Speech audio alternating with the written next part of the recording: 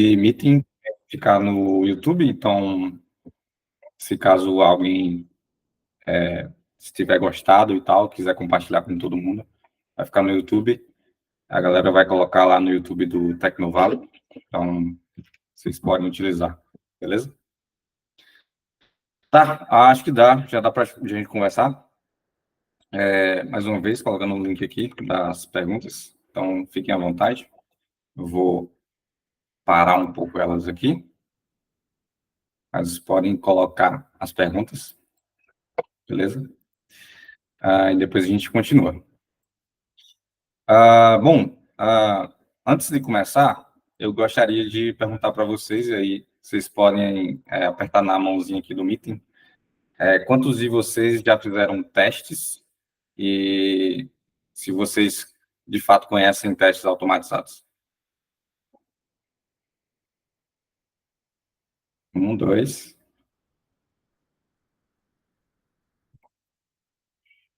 Beleza.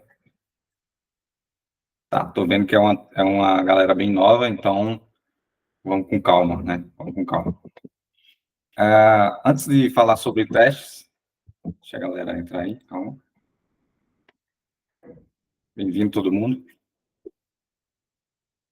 Vamos ver se chega mais alguém. Show, chegou mais uma. Beleza. Para aqueles que entraram agora, eu fiz uma pergunta para todo mundo. Quem já, de fato, implementou testes na sua vida, seja com qualquer linguagem? Então, pedi para levantar a mão, alguns levantaram. Então, eu estou supondo que a maioria da galera aqui é bem iniciante em testes, não conhece tanto sobre testes. Então, eu vou tentar ser bem didático.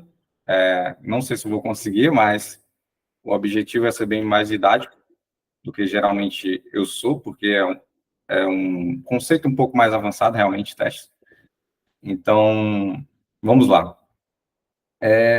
A ideia de testar, né? Quando a gente fala de teste, sabe que todo mundo já entende que se você faz um teste manual, ele é manual normalmente, né? Você vai ter que testar muitas coisas manualmente e isso vai claramente tirar um tempo que você pode utilizar esse tempo para fazer outras coisas.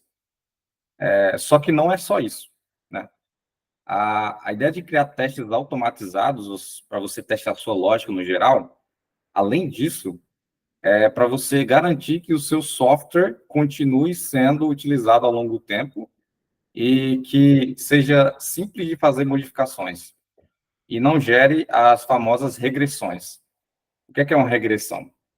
Regressão é quando você corrige algum bug, e depois de alguns ciclos de desenvolvimento, alguns dias, alguns meses, esse bug volta a acontecer. Então, na literatura, a gente explica isso como regressão. O software regrediu para um estado que não deveria ter regredido. Beleza?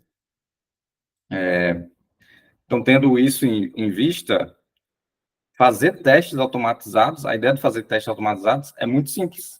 É basicamente você chamar suas funções, suas classes, suas funcionalidades e confirmar que ela está funcionando. A gente chama essa confirmação, geralmente, de acessão, né? A gente faz uma acessão no nosso código para, de fato, garantir que a nossa lógica está ok. E a gente tem basicamente esses tipos, os mais falados, né? Mas tem outros tipos de testes. Mas eu vou focar nesses tipos, que são testes de unidade, testes de integração e end-to-end, beleza? Mas, obviamente, deixa eu me apresentar, acho que poucos aqui me conhecem. Meu nome é Emerson, eu já estou aí há um tempinho, né? Sou sênior de 2 anos, mas calma, não exatamente assim.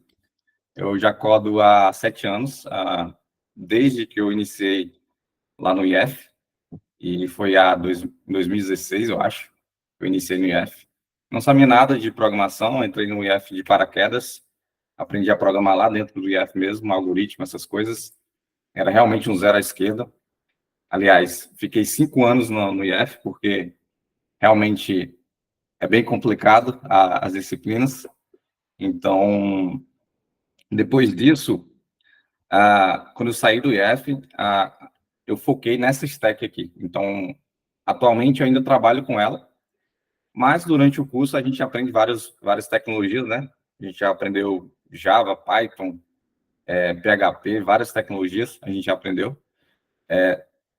Como eu tendo a um desenvolvimento mais generalista, eu gosto de ser mais generalista, eu gosto de atuar como desenvolvedor realmente em várias partes.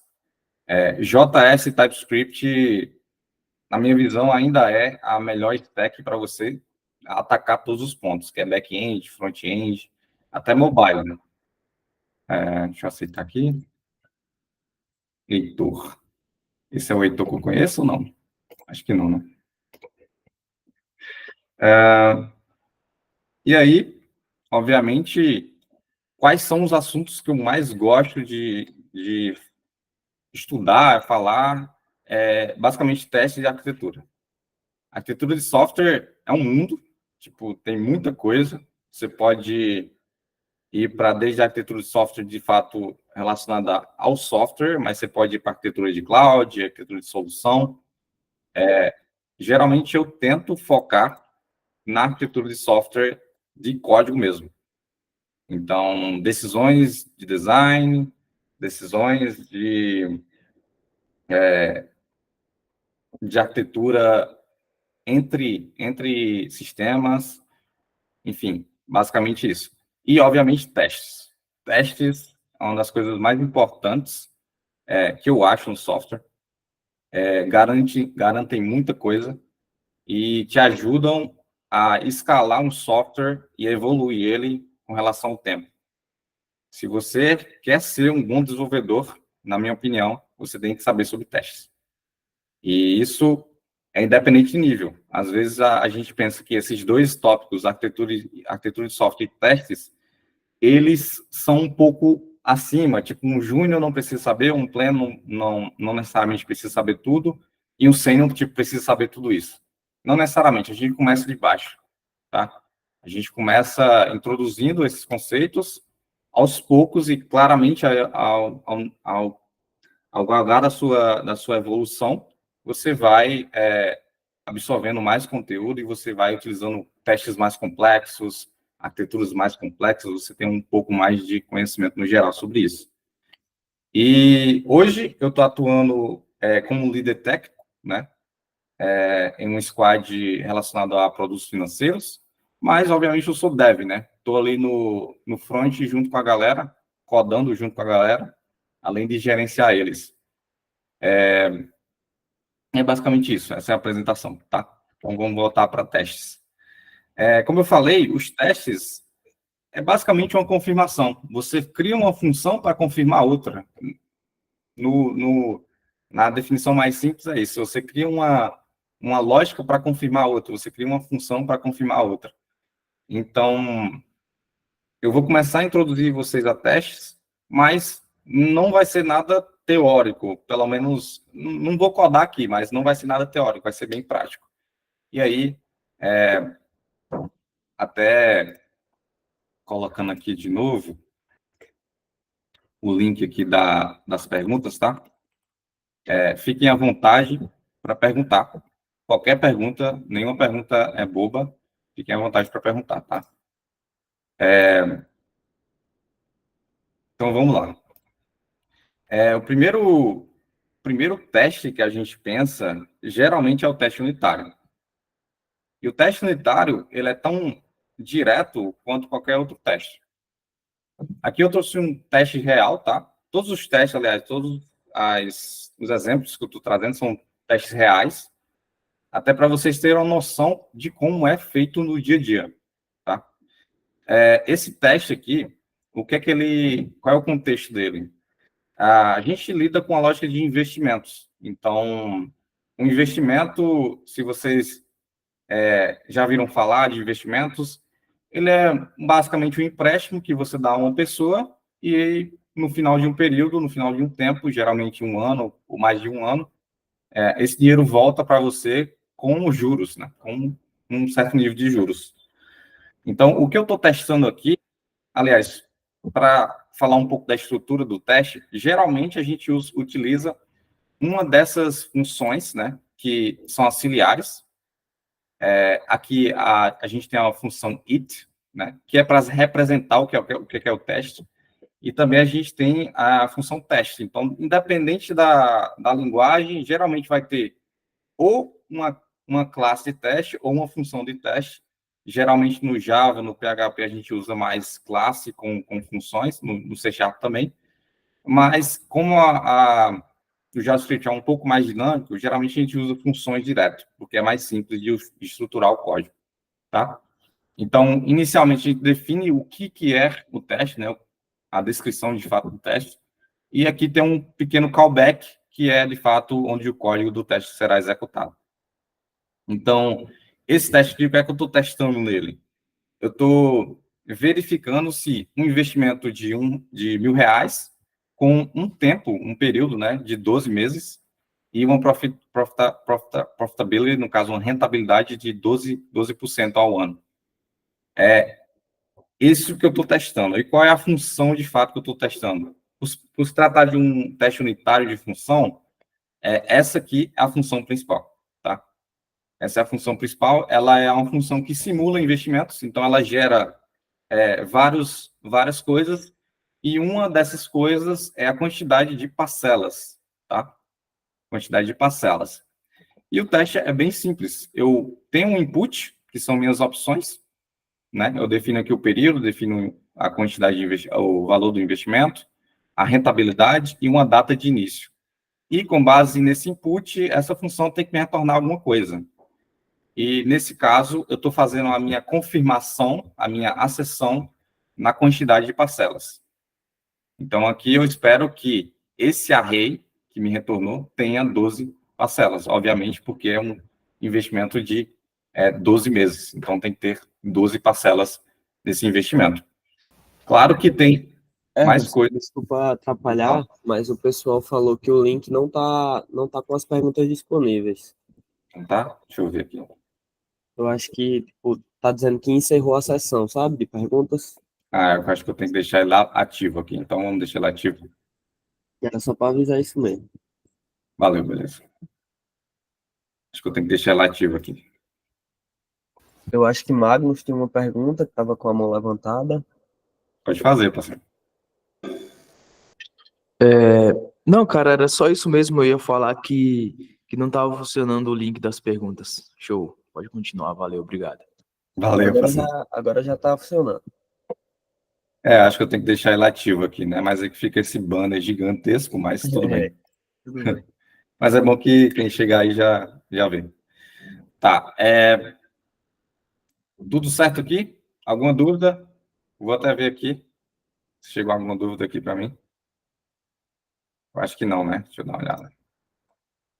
Pode falar. Tudo certo. Beleza. Então, vamos lá.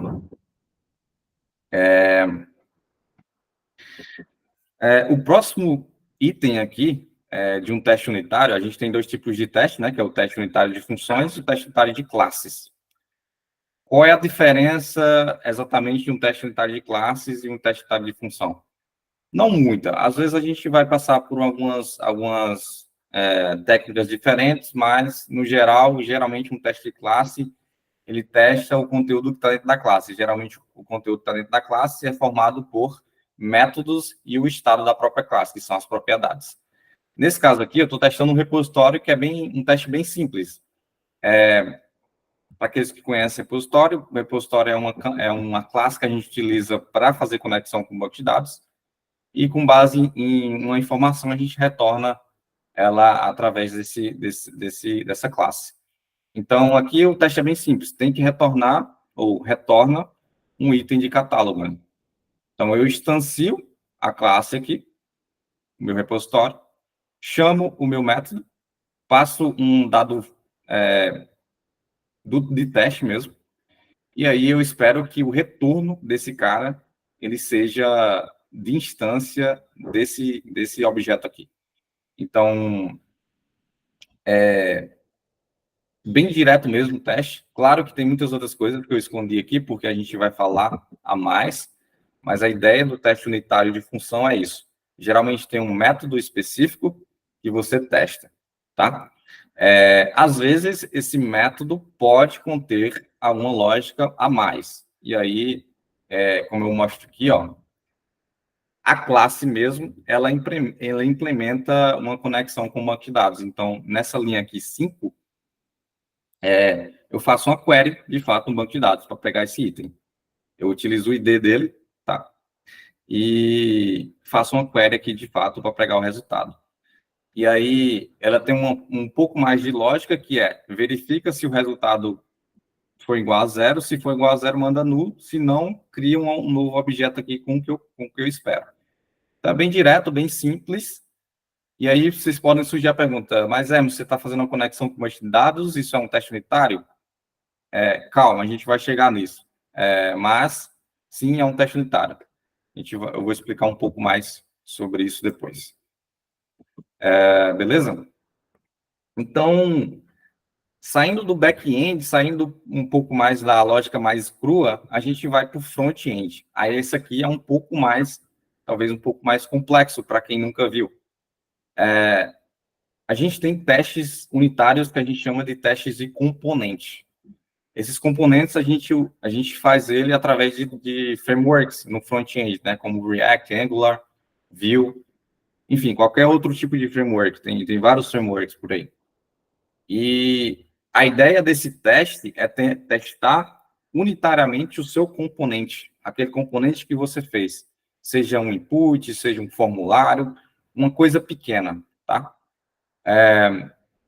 Então, basicamente, a gente tem alguns auxiliares que a gente utiliza para fazer esses testes. Nesses testes de componente, a gente não usa, de fato, o browser. A gente não abre um browser para ser executado eles. Eles utilizam por meio de um virtual DOM que é feito em background, dentro do próprio sistema. Ele não necessariamente cria um browser para você. E aí tem diferenças específicas. Então, nesse teste aqui, eu queria que vocês olhassem para essa parte aqui da linha 2 até a linha 8. O componente que eu estou testando é esse aqui, é o attached document. Ele é um componente de anexar documento, como o nome já fala. Então, ele usa a lógica de fazer upload de documentos, ou seja, você conseguir selecionar um documento qualquer no seu arquivo, e é isso, basicamente isso.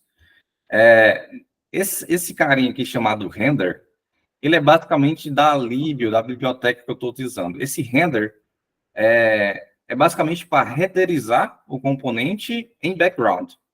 A gente tem essa ideia de renderização no React, no Angular, no Vue, que é aquela etapa que você precisa subir o componente ou subir uma página para ela ser renderizada, porque no final é tudo JavaScript, ele não gera inicialmente um HTML puro, ele utiliza de JavaScript para renderizar o HTML. Então, basicamente é isso. E aí, esse cara aqui, ele retorna várias coisas. Uma dessas coisas é essa função aqui chamada getByTestID. O que é isso? O que essa função faz? Basicamente, essa função ela é utilizada para pegar elementos que foram adicionados no HTML, no DOM mesmo. Então, aliás, vou explicar um pouco mais dela depois. Então, a ideia do teste aqui é verificar se, de fato, eu estou fazendo um upload de um arquivo. Então, ele faz um upload e retorna um objeto de arquivo, beleza? E aí eu passo algumas funções para ele, que eu escondi aqui um pouco, só para a gente focar no teste mesmo. E aí, como é que funciona? Na linha 10, eu crio um arquivo fake, né? Eu utilizo o objeto de arquivo do JavaScript mesmo, para criar um arquivo fake, dou um nome aleatório para ele e dou o tipo dele. O tipo dele é uma PNG, né? Uma imagem de PNG. Com a função que eu falei para vocês de pegar o elemento, eu pego o elemento de input, com esse nome aqui, tá? Então, eu pego o input. E aí, a graça de você utilizar esse tipo de teste é que você pode imitar, de certa forma, o comportamento do usuário. Então, dentro dos frameworks de testes de componente no front-end, a gente tem ações do usuário que a gente pode utilizar. E uma delas é utilizando esse objeto aqui chamado user, tá? eu mitiguei um pouco ele aqui, mas ele é basicamente importado da lib principal que a gente utiliza. E aí tem, dentro do componente aqui de user, tem a função de upload. E a função de upload, ela recebe o elemento de input e o arquivo que eu quero fazer o upload. Então, com isso, eu consigo simular que o cara foi lá, clicou no botão e selecionou um arquivo para fazer o upload. E aí, posteriormente, eu faço a minha confirmação, a minha acessão. Nesse caso aqui, eu estou, de fato, fazendo uma sessão para verificar se esse método aqui que eu passei como handler, que é esse cara aqui, se ele foi chamado com o meu arquivo. Ele é um teste unitário de confirmação de comportamento. Com isso, dentro da minha lógica do componente, eu consigo manipular o arquivo, fazer outras coisas, enfim, várias outras coisas. E aí, como é que fica isso realmente no código, né?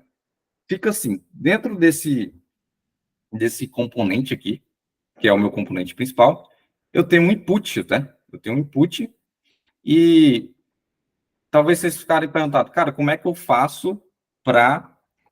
deixa eu aceitar aqui. Como é que eu faço para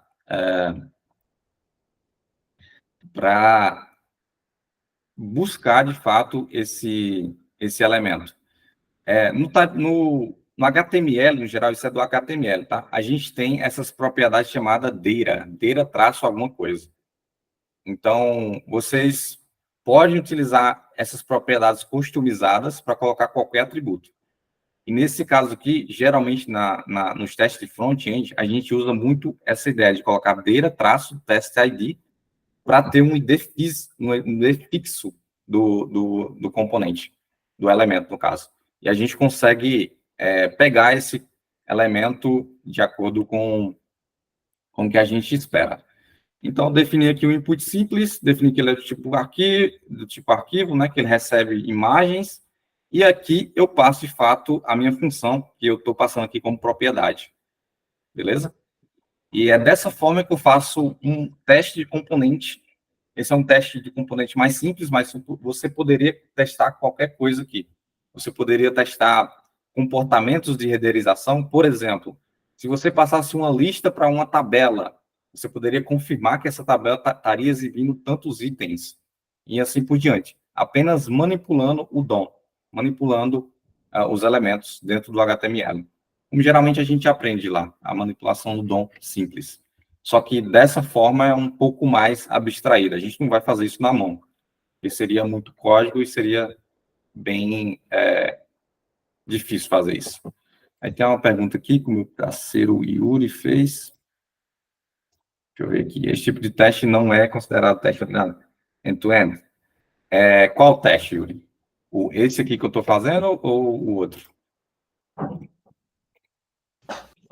Esse tipo de teste de front-end mesmo, de ver como é que se comporta o componente. Esse aqui exatamente não. Por quê? Porque eu só estou renderizando o componente, ele está isolado. Ele não está renderizando a página inteira. Eu não estou batendo na URL para verificar ele. Eu estou literalmente encapsulando ele num sandbox, né? Um sandbox virtual dentro do terminal, e ele está meio que renderizando esse DOM virtualmente. É literalmente um virtual DOM. Ele não é o DOM real do browser. Ele é um DOM criado superficialmente. Então, ele vai só renderizar esse componente específico. Então, se vocês, quem é front-end, talvez conheça a ideia de átomos, né? Que é a estrutura de átomos. Então, esse cara aqui, ele pode ser considerado um componente ou uma célula do conjunto de átomos. Então, ele não é a página inteira. Você poderia fazer um teste da página inteira? Poderia, mas aí esse teste provavelmente seria um teste de integração, não um teste de unitário, né? Exatamente isso. Beleza? Então, vamos falar um pouco sobre testes de integração. Já que vocês já entendem um pouco mais, já tem um certo conhecimento sobre como fazer testes e qual é a estrutura necessária, eu tenho um teste aqui que é um pouco mais complexo, talvez algumas coisas vocês não conheçam, Mas o que é que eu quero testar aqui? Eu tenho testes de confirmação, coisas que deram certo e coisas que não dão certo. Então, geralmente, eu testo os dois. Aliás, é uma boa prática você testar os dois. Você tanto testar o fluxo que deu certo e o fluxo que não deu certo. Nesse caso aqui, eu estou testando um fluxo que não deveria dar certo. No meu teste aqui, eu estou falando, lança um erro quando é passado um array de signatários vazio, né? Então, aqui, inicialmente, eu monto o que vai ser meu input. Isso aqui, para quem mexe com filas, é basicamente a ideia de filas. O SQS, que é um serviço da AWS, ele é um serviço de fila. Talvez poucos entendam ainda o conceito de fila na cloud, mas funciona como uma fila normal. Você vai colocando e é o first in, first out, né? Primeiro a entrar, último a sair. Então, eu tenho a ideia de uma mensagem, e essa mensagem ela vem nesse formato aqui, que é um ID de uma mensagem, e o corpo dela. Então, no corpo dela, estou passando aqui o array de signatários vazio, tá? E eu tenho essa classe aqui, que é a minha classe principal, que eu vou executar essa lógica. E aí eu instancio ela, e aí eu basicamente chamo a função principal dela, que é o handle message, passando essa mensagem, e eu espero que quando eu executar isso, dentro do meu método, ele valide e me retorne um erro. É por isso que eu coloquei o try catch aqui. Com esse try catch, eu consigo pegar o erro e verificar, fazer a confirmação, fazer a acessão de que, de fato, não pode ser enviado uma rede de signatários vazio. Então, aqui, eu tenho a mensagem confirmando. Então, eu verifico. É igual a essa mensagem? Se for, passou o teste. Se não for, meu teste falhou. Tá? E aí, como é que fica isso no código? Fica assim. E aí, vocês poderiam perguntar, cara, mas isso não é um teste unitário? Não necessariamente, tem um detalhe muito específico aqui, talvez alguns já pegaram, que eu estou fazendo uma composição aqui de classes. A gente tem na orientação a objeto a ideia de composição e agregação. Então, nesse caso aqui, eu estou fazendo uma composição. Então, pelo fato de eu estar fazendo uma composição, esse teste ele já virou um teste de integração, porque eu estou utilizando componentes diferentes para fazer uma lógica.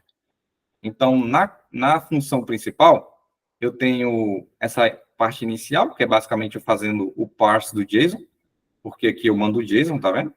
Então, aqui eu faço o parse do JSON, transformo esse cara num objeto, e aí eu chamo essa função aqui interna dessa classe para fazer essa validação. E aí, posteriormente, vai tendo outras lógicas que eu mitiguei aqui, que é um pouco mais, que é desnecessário nesse momento, mas que é um pouco mais complexas, que, de fato, faz essa integração com essa classe principal. Então, qual é o contexto disso tudo aqui? O Contract Manager, ele é uma classe que literalmente faz todo o gerenciamento de contratos. Então, ele faz assinatura de contrato, ele gera contrato, faz várias outras coisas. E esse teste, ele é um teste de integração por conta disso, porque, de fato, eu estou utilizando essa classe para gerar contratos em PDF. Literalmente. Eu estou literalmente utilizando isso para gerar contratos em PDF. Beleza? Prosseguindo, agora a gente chega num nível um pouco mais alto. De teste de integração, a gente vai para testes end-to-end. O que é um teste end-to-end? Num teste de integração, a gente está literalmente testando o nosso código interno, tá? O nosso código internamente. Em um teste end-to-end, a gente está testando a nível de API, a gente está testando a nível de front-end. Nesse caso aqui, ele é um teste end-to-end a nível de API. E como é que funciona ele? Qual é a estrutura dele? É literalmente você fazendo uma integração com a API, tá? Tá um pouco mitigado aqui as informações, mas eu tenho essa propriedade de request, que basicamente me permite fazer um request na minha API. Para aqueles que já utilizaram esse tipo de teste, basicamente estou utilizando aqui o super teste. que é uma biblioteca que a gente utiliza para fazer testes com Express ou com qualquer outro servidor, servidor não, framework, seja Fastify, seja qualquer outro tipo de framework de teste.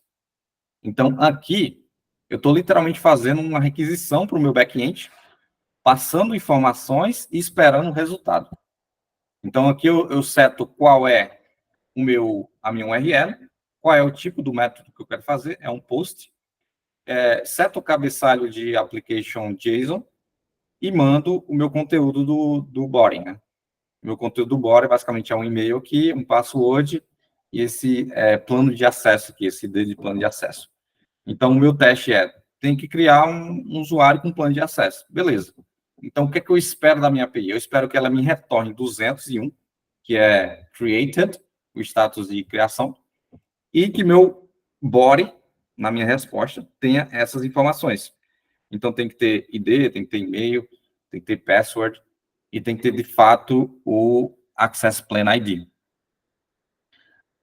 Por que esse cara é um teste end-to-end? Como eu expliquei, ele vai bater na API. Então, consequentemente, ele vai bater no controller, no service e no repositório. E no banco. Depois do repositório vai para o banco. Então, ele bate em tudo. Ele checa a sua lógica inteira. Se algo deu errado, você vai pegar nesse teste. Tá? Então, à medida que você for desenvolvendo, você for criando testes de qualquer tipo, mas principalmente end-to-end, você vai pegar erros que não deveria pegar. Então, vamos dizer que no meio do seu desenvolvimento, você lá fez uma modificação na parte de testes, na parte de criação, e aí quebrou o sistema. Você vai pegar no teste. E isso vai ser pego em tempo de desenvolvimento, que é o tempo, geralmente, que a gente mais passa codificando. A gente tem o tempo de desenvolvimento, o tempo de homologação e, de fato, o código em produção. Então, em tempo de desenvolvimento, enquanto você está lá codando, de fato, você vai pegar esse erro. E ele vai conseguir mitigar esse bug que poderia estar em produção, ou poderia estar em homologação. Assim, você acelera um pouco mais o fluxo de desenvolvimento. Beleza? E aí, saindo da ideia de teste end-to-end na API, a gente tem os testes end-to-end no front-end. Esse cara aqui, ele está bem parecido com o teste componente, porém tem várias diferenças aqui que realmente entram em consonância com o que o Yuri perguntou ali. A ideia do teste end-to-end no front-end é que, de fato, você vai imitar como se fosse um usuário real acessando o browser. Então, esse teste aqui meu, ele basicamente está validando se o código, o campo do código. Então, deve validar o campo do código. Como é que ele valida isso? Primeiro, eu tenho que acessar a página do formulário, que é essa página aqui. Então, com o framework que eu estou utilizando aqui, eu consigo literalmente acessar o browser, batendo nessa lógica aqui. Então, eu bato nesse URL, passo o e-mail do usuário, e aí eu sigo o jogo aqui. O que é que eu faço? Eu crio um código inválido, que só tem 3 caracteres, com a mesma ideia de pegar o ID do input. Eu pego o input de código aqui, beleza? E aí, com a ajuda do framework, eu preencho esse input com o meu código inválido.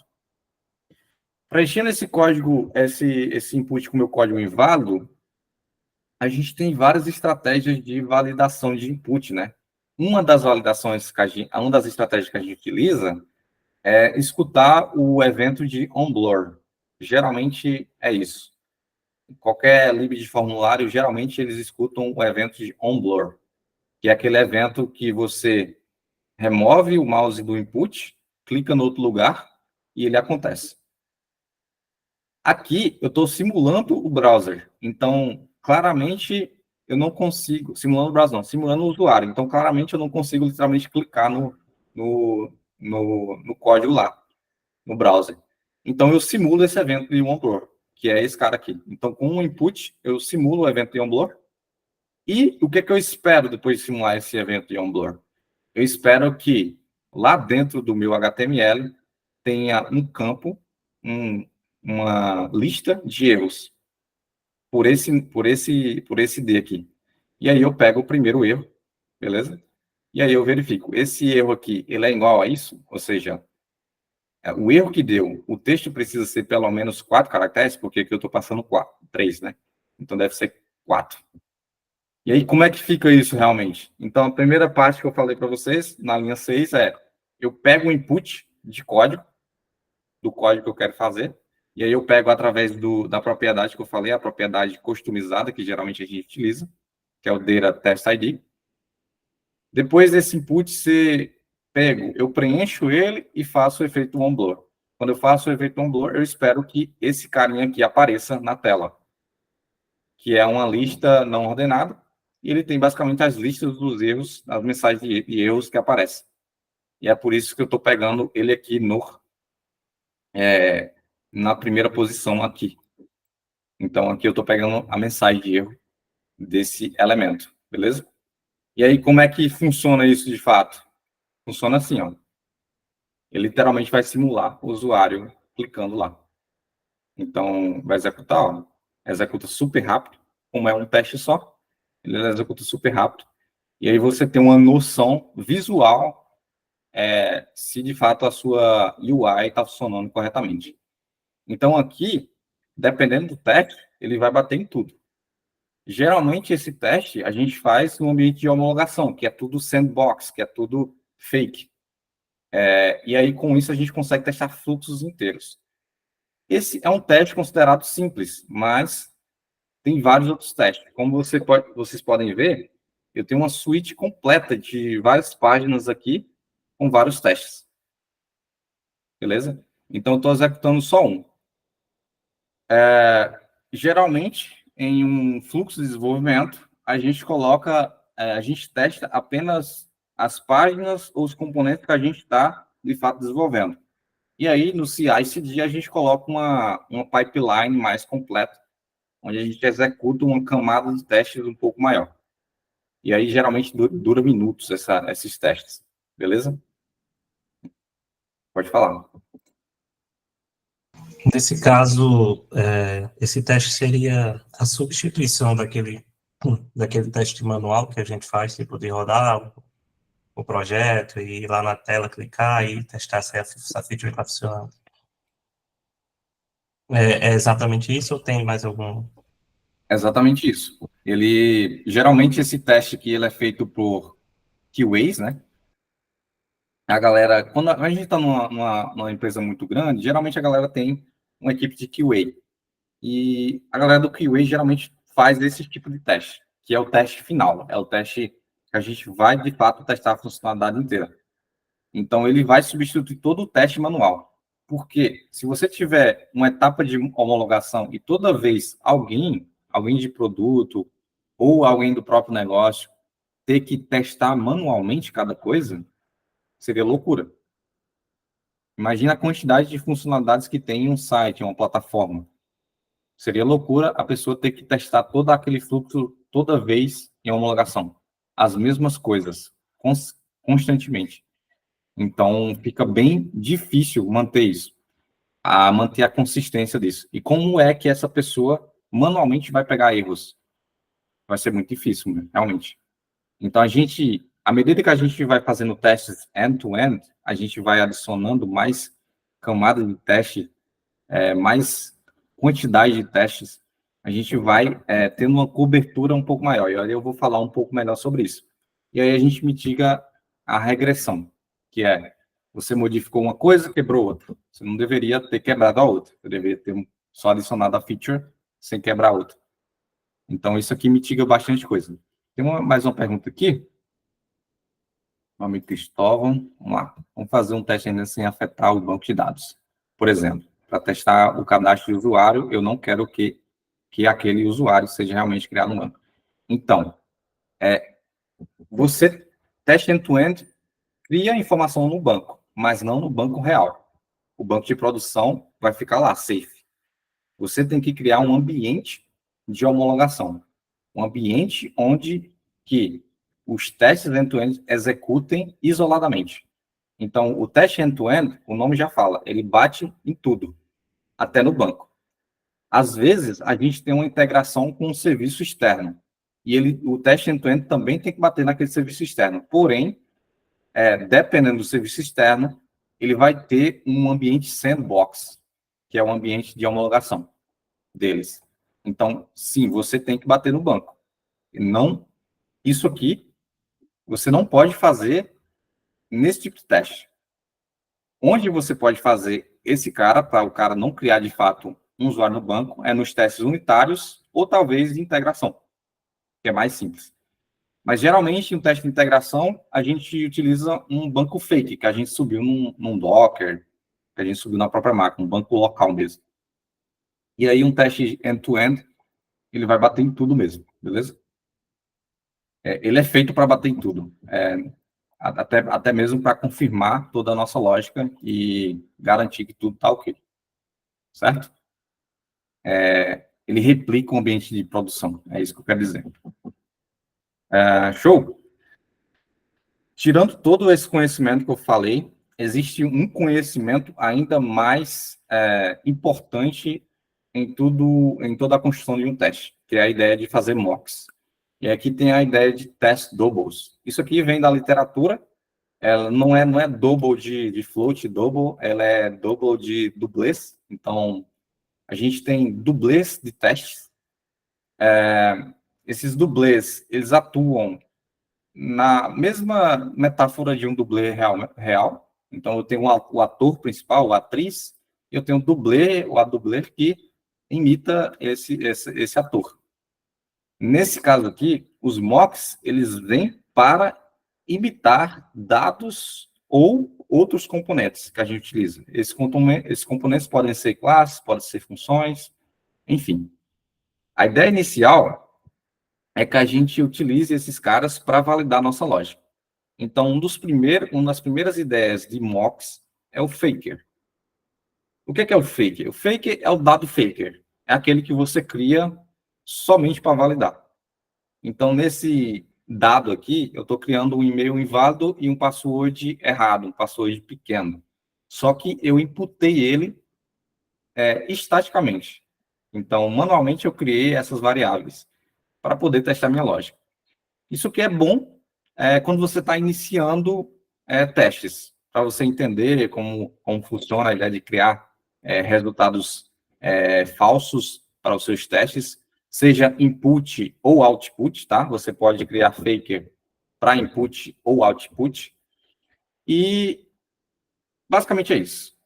Quando a gente vai para um nível um pouco melhor de testes, geralmente a gente tende a utilizar alguma lib que faça essa lógica para a gente. Seja uma lib ou até mesmo um framework. Geralmente é lib. E no mundo JS, a gente tem o Faker.js, que é esse cara aqui. Esse cara aqui, ele é uma biblioteca que permite a gente criar vários tipos de dados fake. Desde dados como um simples nome, um e-mail, um password diferente, um número, uma data, enfim, tem muita coisa.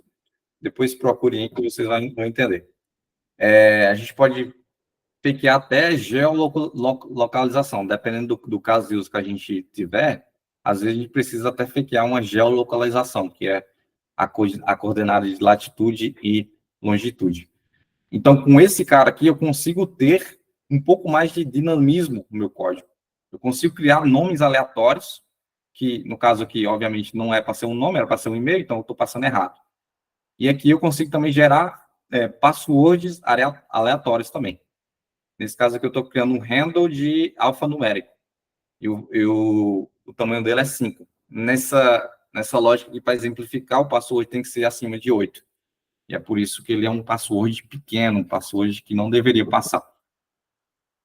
E, basicamente, é isso. Então, nos outros fluxos que eu já mostrei para vocês, geralmente eu estou fazendo estaticamente os fakers. Mas, no dia a dia, a gente não faz assim. A gente geralmente usa uma lib mesmo de faker. Certo? O próximo ele é um pouco mais complexo de se entender à primeira vez, mas fica claro à medida do tempo. A ideia do stub, ou dummy, ele de fato é o dublê de teste, é aquele que não faz nada, ele não faz lógica nenhuma. Na orientação a objeto, a gente tem um recurso de implementar interfaces, então aqui, se caso alguém não tiver familiar com orientação a objeto, basicamente eu estou definindo algumas coisas para que que minha classe implemente e que não fique tão confuso no geral. Quando eu vou criar objetos, porque se eu só criar objetos por criar, talvez fique confuso no geral. Então, geralmente, eu defino contratos para os meus objetos seguirem. Beleza? Como funciona o stub? Como eu falei, ele não faz nada, não faz absolutamente nada. Aqui, eu estou implementando ele na mão. Então, antes de olhar para essa classe aqui, eu quero que vocês olhem para o meu teste. O teste, eu estou basicamente verificando se um produto é retornado pelo ID dele. Então, eu crio o meu repositório, que é o meu stub. Eu crio a minha classe principal, que é o Product Service, passando esse stub. E, por final, eu chamo o método da minha classe principal que eu estou testando. Esse carinha aqui, ele é um teste unitário. Por que ele é um teste unitário? Porque eu não estou utilizando, de fato, o repositório real. Eu não estou me conectando ao banco de dados, eu não estou fazendo nada disso.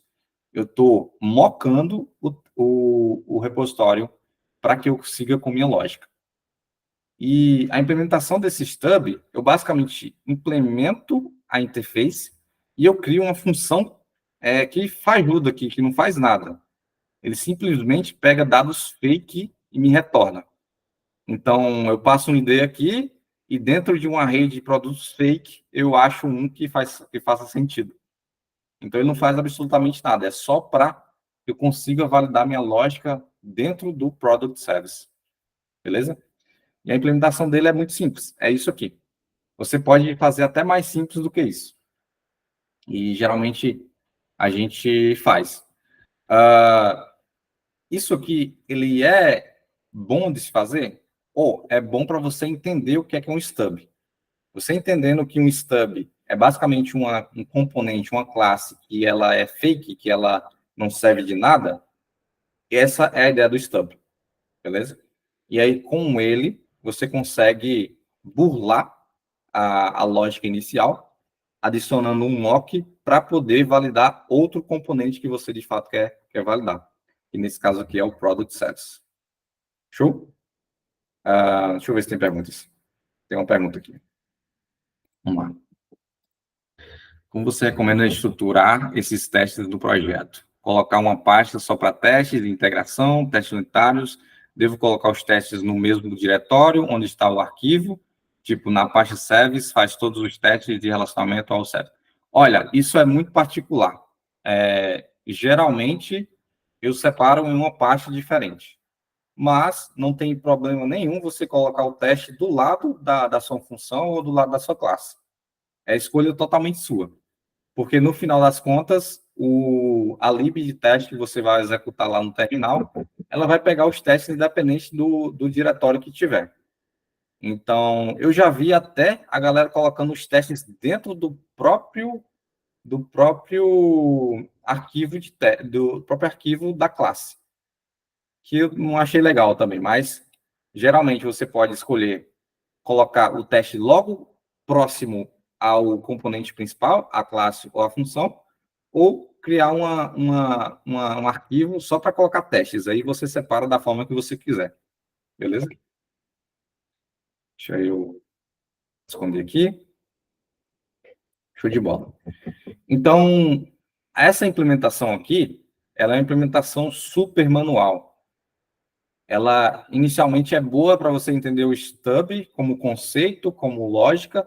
Ela pode ser implementada em qualquer linguagem. Você escolhe a linguagem que você quiser.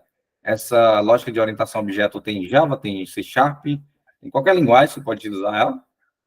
E basicamente é isso. Mas, para manter uma code base, para manter o código ao longo do tempo, e lembrando, testes automatizados também é código e também podem ter bugs. Isso é uma coisa que a galera não fala. acha que criar testes é só fazer código e deu certo. Não. Às vezes o teste tem um bug, então você tem que corrigir. Isso não é muito escalável. Não é muito escalável, então geralmente a gente tenta também para uma lib. E eu trouxe uma lib aqui chamada Sinon. Ela é uma lib muito de boa. Vou colocar aqui o nome dela completo, que eu esqueci. Sinon.js. Ele é uma lib exatamente para a gente fazer mock. Ele faz vários tipos de mocks, e um desses tipos que ele faz é o stub. Então, o Sinon está aqui. Ele tem esse método chamado createStubInstance. O que é que esse cara faz? Ele cria um mock, um stub com base em uma classe. Então, aqui eu estou passando a minha classe original, e aí, com essa classe original, eu crio um stub, e com esse stub eu tenho vários métodos que eu posso utilizar, e um desses métodos é basicamente fakear o retorno de um método. Então, eu pego o método que eu quero fakear, que é o getProductById, e eu resolvo ele. Como ele retorna uma promise, eu tenho que resolver. Mas se ele fosse um retorno normal, eu só colocaria return. Mas como ele é uma promise, eu coloco resolves, tá? E aí ele resolve lançando aqui um produto fake qualquer. Então, eu poderia pegar toda essa lógica aqui e jogar para aqui para o meu teste. Seria muito menos verboso. Eu não precisaria codar tanto para fazer essa lógica aqui inteira. E seria mais direto, mais simples. Seria bem mais fácil de manter ao longo do tempo. Certo? O nível está começando a aumentar um pouquinho. Então, se vocês tiverem pergunta, fiquem à vontade, tá? Fiquem realmente à vontade. Do Stub, a gente vai para outro carinha, que ele é bem parecido com o Stub também, só que ele tem algumas diferenças um pouco maior, que é o Spy. O Spy, na tradução livre, é o espião.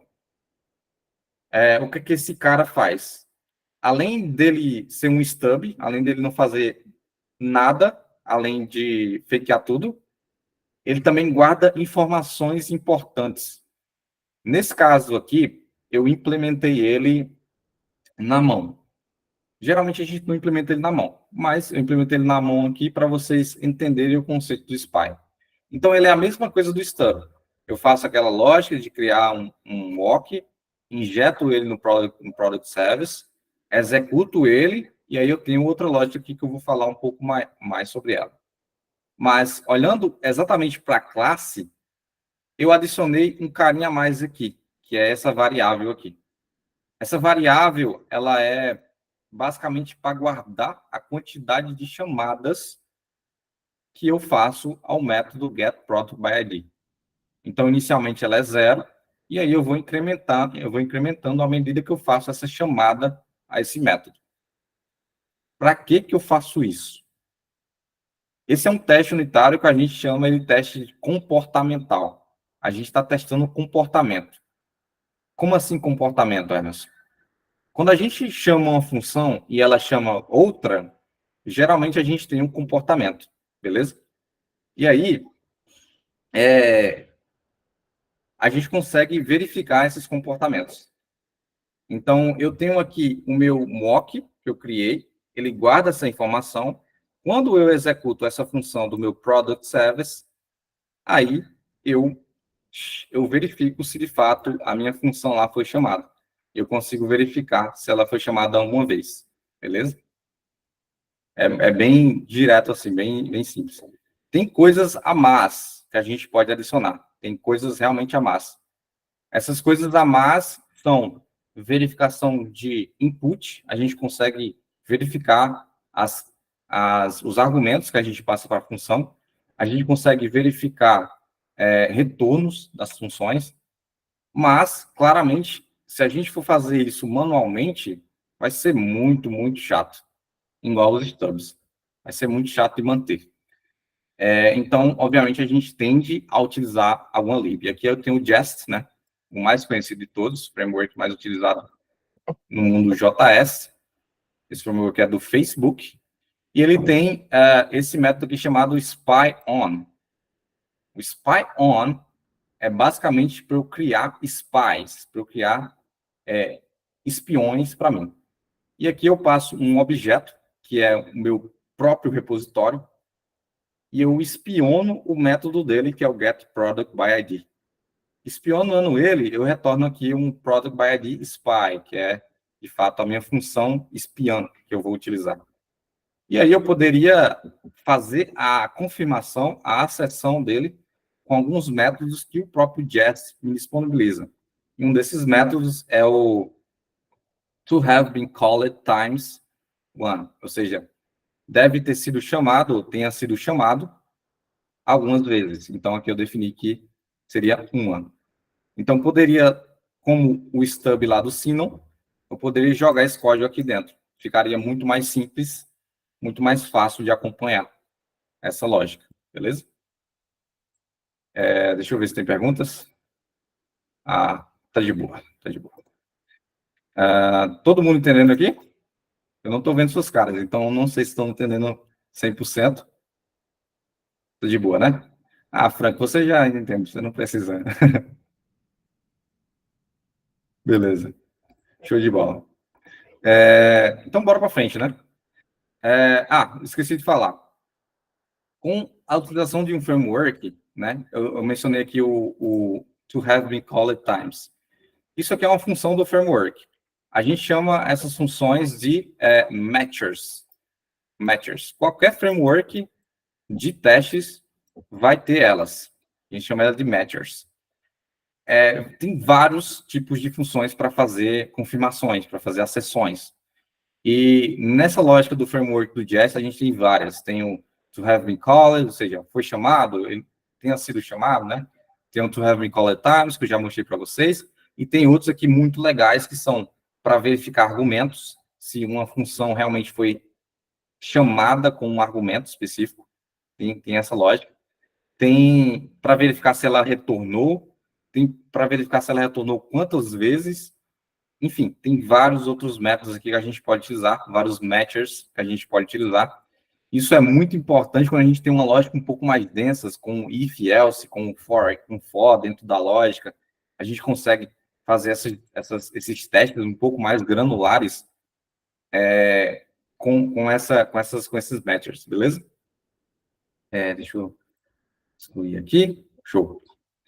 E aí, para finalizar a ideia de mocks, a gente tem um mock, que é um mock geral, que é um mock que carrega todos esses conceitos que eu já falei para vocês. Então, o mock mesmo, que eu falei aqui, ele tem tudo que um mock tem que ter. Ele tem várias coisas que a gente pode utilizar para fazer mock. Esse mock, ele é mais recomendado quando a gente está fazendo mocks de bibliotecas. Então, quando a gente tem uma biblioteca externa, que a gente precisa fazer um mock, a gente utiliza esse mock. Então, esse cara aqui, ó, é do Jest, então ele tem essa função chamada mock, e eu basicamente estou fazendo um mock dessa biblioteca aqui. Aliás, para definir o que eu estou testando aqui. Dentro do meu código, eu tenho uma classe chamada Authenticator, e essa classe Authenticator, ela gera um token de autenticação para mim. E o meu teste é exatamente para isso, para gerar um JSON Web Token com base nessas informações do usuário, mas nesses dados aqui do usuário. E, obviamente, eu estou utilizando vários tipos de mock aqui. Um deles é o faker. Então, eu estou fakeando aqui o ID do usuário, estou fakeando o e-mail dele, enfim, várias outras coisas. E aí, eu moco a minha lib externa e, com base nesse mock, eu consigo fakear o retorno dela. Então, eu consigo fakear o retorno dela mandando qualquer dado aqui. Nesse caso aqui, eu escolhi um fake token aqui, uma string chamada fake token. E aí, quando eu executar esse código de fato, quando eu executar esse carinha aqui, dentro dele tem uma lógica para me retornar o token. E eu espero que esse dir aqui tenha um token com o retorno fake que eu fiz. E aí, como é que, de fato, realmente fica isso no código? Fica assim.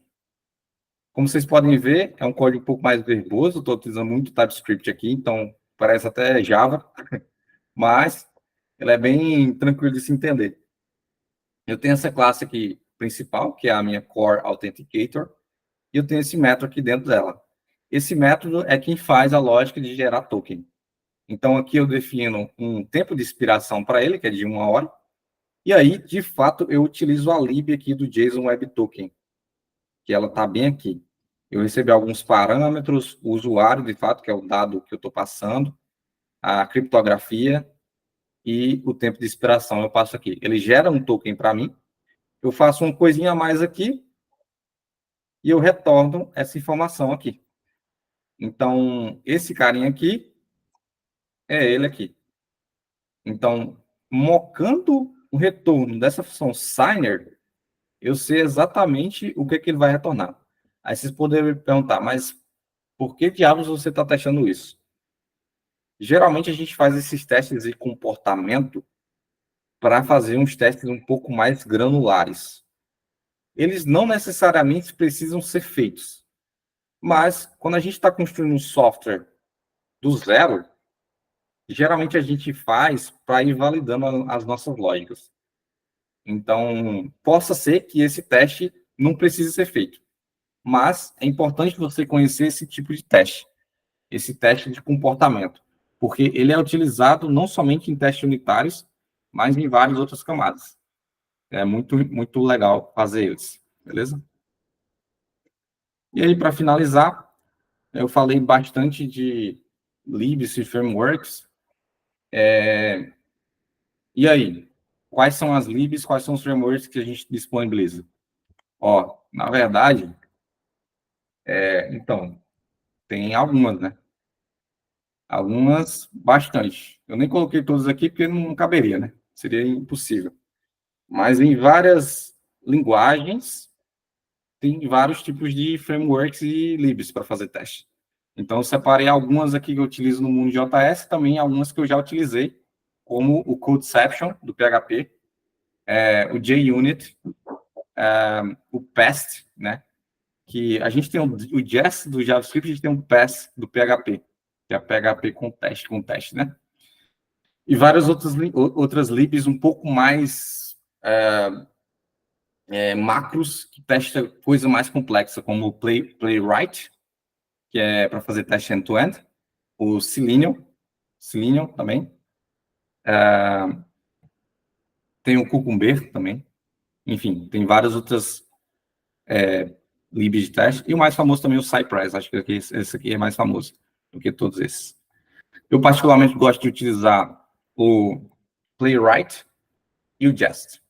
Essas são minhas libs principais quando eu vou fazer testes para o mundo JS, para fazer testes no browser e para fazer testes no back-end.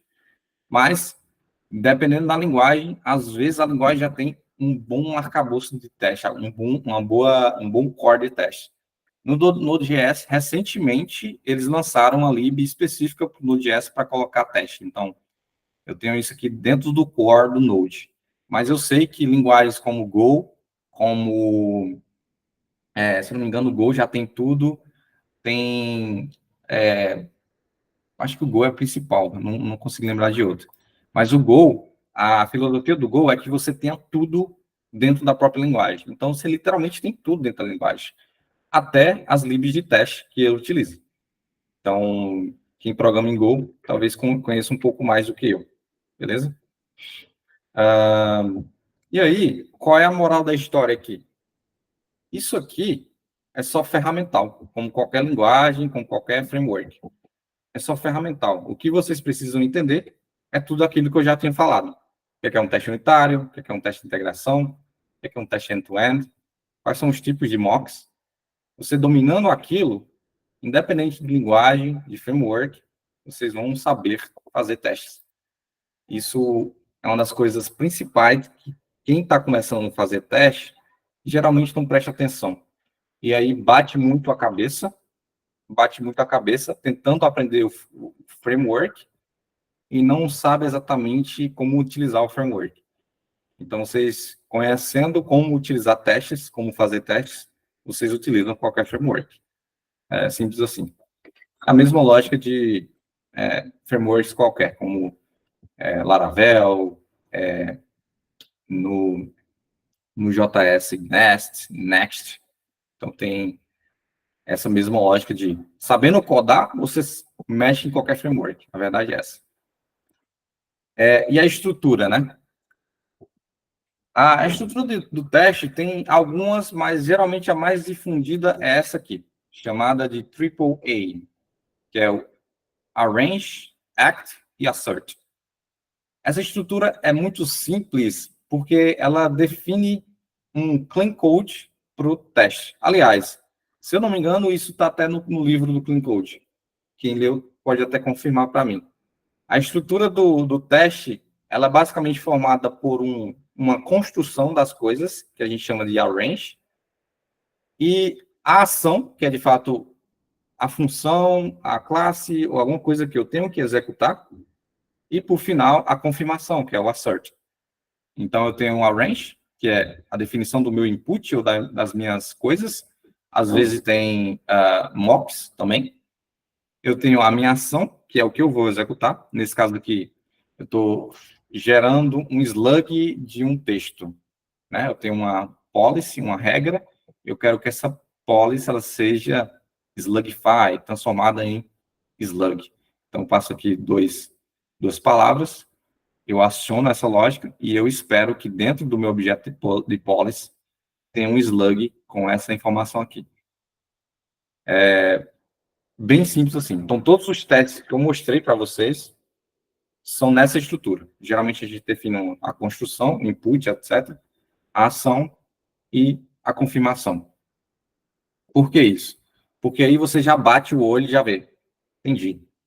Ele está verificando isso aqui. O que é que ele precisa para construir? Precisa disso aqui. Beleza, onde é que é a ação? Está aqui. E assim por diante. Então, fica mais fácil você ler o teste. Porque, às vezes, o teste é bem grande, tem muitas coisas, ele fica difícil. Beleza? Falei muito sobre teste, falei como fazer teste, falei sobre Libre, mas o que é mais importante no teste? Como eu falei, o teste ele é para garantir que não tenha regressão no código. Ou seja, um bug que você corrigiu, um problema que você corrigiu, não apareça de novo. Então, a gente vai para a ideia de coverage. Geralmente, a galera mais purista do teste fala, você tem que testar 100% do seu código. Olha, isso não é verdade. E seria loucura se um time empregasse isso. Porque tem muita lógica desnecessária que não precisa ser testada. A gente precisa focar em testar o que, de fato, entrega valor para o negócio. Às vezes, um coverage de 80% já é mais do que o suficiente. Se você tem um bom coverage, já é mais do que o suficiente. Você não precisa testar tudo. E aí a gente vai para a ideia de coverage, os tipos de coverage. Esse aqui é o principal, que é mais difundido por aí, que é a pirâmide de testes, beleza? A pirâmide de teste, ela define quanto de teste você tem que ter de cada tipo. Então, a base são testes unitários, o meio dela são testes de integrações e, por último, testes end-to-end, beleza? E acima disso são testes manuais, porque, acredite, vocês não vão fugir de testes manuais, porque às vezes tem uma lógica tão complexa que só pode ser testada manualmente. Não tem como fazer um teste muito bem feito, automático, para aquela lógica. E aí, de cada lado aqui, mostra quais são as diferenças desses testes, né? Do lado esquerdo, a gente tem o nível de isolamento, ou seja, quão isolado esse teste é das outras coisas. Então, claramente, o teste unitário ele é completamente isolado das outras coisas. Ele não utiliza libs externas, ele não se conecta com o banco de dados, ele não se conecta com os serviços externos. Ele é basicamente você testar a sua função, o seu core, a lógica interna do seu código, seja no back-end, seja no front-end, independe. Teste unitário, ele pode ser feito nos dois lados. E aí a gente tem um teste de integração, que possa ser que você consiga fazer ele na APIs, mas geralmente é relacionamento entre classes e funções também. E a gente tem os testes end-to-end, que aí pega tudo, que é UI, funcional, load test. Esse load test é um teste de carga, e geralmente a gente executa ele para testar a capacidade de escalabilidade do nosso sistema, é um pouco mais complexo de se fazer, mas ele é muito bom para testar cenários tipo Black Friday. Você quer testar quanto a sua API aguenta no Black Friday. Você coloca para 1.000 usuários fazer requisição na sua API ou no seu front-end para ver se aguenta. A gente consegue fazer isso também. Os testes funcionais, eu não expliquei muito bem sobre eles, mas eles também são testes end-to-end que testam uma funcionalidade inteira. Geralmente a gente chama ele de teste funcional ou teste de história do usuário. Esse teste de história do usuário é literalmente uma história de um usuário. Vamos dizer que você está no e-commerce, o usuário tem que clicar num produto, selecionar a quantidade desse produto, selecionar a forma de pagamento desse produto e, posteriormente, fazer o checkout. Todo esse fluxo, ele pode ser feito em um teste só. E aí a gente garante que esse fluxo, essa história do usuário, essa funcionalidade do sistema está funcionando, beleza? E aí do lado direito agora, a gente tem o nível de velocidade desse teste. Então, claramente, o teste unitário ele é muito mais veloz, ele executa em milissegundos, os testes de integração executam em segundos, e o teste end-to-end executa em minutos. Mas, nesse caso aqui, eu não estou falando só de um, eu estou falando de uma suíte inteira de testes. Então, imagine aqui uma quantidade de 200 testes unitários, 200 testes de integração, 200 testes de end-to-end. Se a gente colocar esses caras para executar em paralelo, o teste end-to-end vai demorar minutos para ser executado. Porque, de fato, ele está executando toda a lógica de bater no endpoint, às vezes bater no browser, selecionar o item, fazer toda a lógica para se conectar com o back-end. O back-end tem toda a sua lógica interna, vai bater no banco, vai bater em serviços externos. E tudo isso, obviamente, isolado em um ambiente de homologação. Beleza? Saindo dessa ideia da pirâmide, a gente tem outra ideia também, que é o diamante, né? Esse aqui, ele foca um pouco mais em testes de integração, beleza? Então, geralmente, a gente faz um pouco mais de teste de integração em vez de testes unitários e testes end-to-end. Então, a ideia continua a mesma, só que o coverage muda. Geralmente, a gente tem mais testes de integração e aí as outras coisas a gente vai escolhendo o que, de fato, testar para garantir um bom coverage, beleza? E aí surge a pergunta, beleza, mas até onde eu testo? Porque eu posso ter um coverage bom, mas eu preciso testar tudo. Não precisa. Então, até onde eu testo? Tipo, um teste unitário, o que é que eu testo? Um teste de integração, o que é que eu testo? Um teste end-to-end, até onde teste? Então, surge essa pergunta, eu fiz um pequeno gráfico aqui para exemplificar o raciocínio que geralmente eu tenho quando eu vou fazer teste unitário e de integração e end-to-end. Então, a gente tem barreiras que definem até onde você pode testar. Quando você está falando de uma aplicação completa, né, um front-end, um back-end, a gente tem a API, a gente tem as classes, as funções, e a gente tem a definição de cada tipo de teste. No teste unitário, você testa somente as suas classes e as suas funções. Todo o resto, você moca. Então, você moca lib, você moca banco de dados, você moca serviços externos. Em um teste de integração, possa ser que você use alguma lib para verificar. E possa ser que você utilize um banco de dados. Mas esse banco de dados não vai ser o real, vai ser um fake, vai ser um banco de dados apenas para você fazer algumas lógicas ali mais simples. Ele não vai ser um banco, pode ser um SQLite, pode ser um banco em memória, qualquer coisa assim, uma coisa mais simples. Então, geralmente, a gente faz esses testes e moca os serviços externos. Os serviços externos sempre são mocados. Com relação ao teste end-to-end, voltando à pergunta do parceirinho ali que perguntou se faz sentido eu fazer testes batendo no banco para não criar usuário, no teste end-to-end, você faz isso sim. Você bate em tudo, até mesmo para confirmar toda a sua lógica. Porque ele é um teste, de fato, para você ter o máximo de confiança que o seu software está funcionando. Beleza? Era isso, galera. Foi um aulão, eu acho. Muita coisa. Espero que vocês tenham gostado.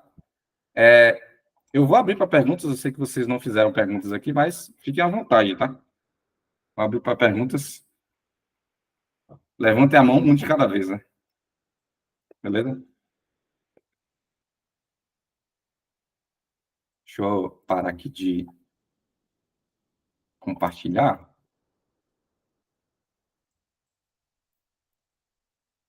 Deixa eu parar aqui.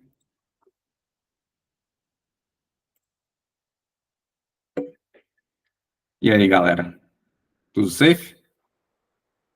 Posso finalizar? Coisa boa, então. Coisa boa. Então, cumpriu o que foi esperado, né? Deixa eu parar de gravar aqui.